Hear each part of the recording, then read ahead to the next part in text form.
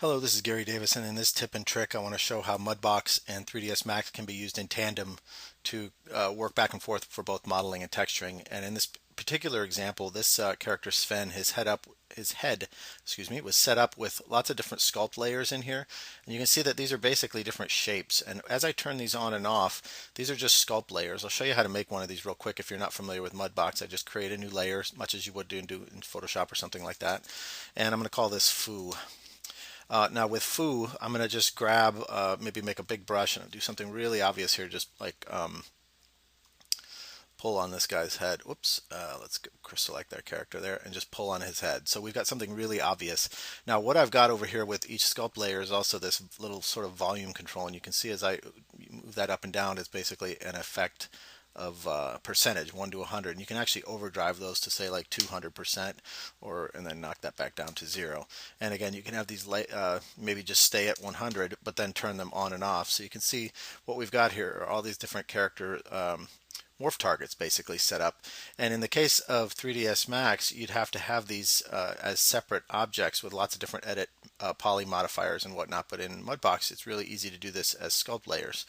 So that's the first thing we're going to be sending over. And again, if you got some of these that are real extreme, you can actually just, dial those down. And all these can be combined if you can get some really crazy results, but I'll turn those all back off. The other thing I'm going to talk about is paint layers. And you'll notice here that we've got in Mudbox, we've got one diffuse paint layer, and then we've got two speculars.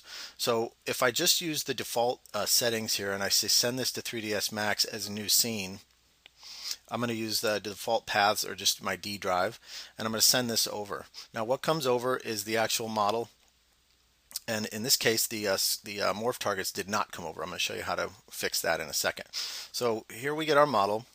Everything came over as would be expected. And if I select the model here and go into the modifier stack, you can see that it is an editable poly. And if I bring up the material editor and sample that looking at the slate material editor, you can see that we've got our standard shader, and we've got a single bitmap for diffuse, specular, and reflection. And that's pretty much as you would expect, okay? So that's all fine and dandy. However, what you can do over here, if you want to get these different paint layers and all these different sculpt layers to come across, there's a nice little hidden option in here. And this is not new to, I'm using the new Mudbox 2015 and 3ds Max 2015. This is not new to these new releases. I just was talking to a friend of mine about these the other day, and not a lot of people seem to be aware of these. So what you can do is say, when you're going to send to 3ds Max, you can come down here into the preferences and say that instead of flattening the paint layers, and let me actually just see if I can get my fancy zoom in here. Instead of instead of flattening the paint layers, I want to send the paint layers individually. Okay, and then the other option here, as you might have guessed, if there are sculpt layers, instead of flattening them, export the sculpt layers as morph targets. So if we get back out of our zoom mode here, now we've enabled those two options. I can come over and say send to 3ds Max, and let's just send it over as a new scene. Use all of our default paths, which is a new feature in Mudbox 2015, by the way, but that's maybe another video. I won't save this. And then, as you would hope and expect, we get our model over here.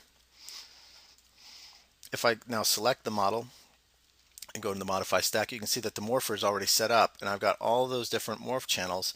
And here's the one that we added, Foo, with our crazy bump in the head. And if I look at our material editor and I sample that, you can see, if I go full screen here, that we've got composite maps making up all of those different channels. So we've kept these all separate, and these are bitmaps on the hard drive, but these are nice and separate, and I could actually come in here and open these up and render these out if I need to.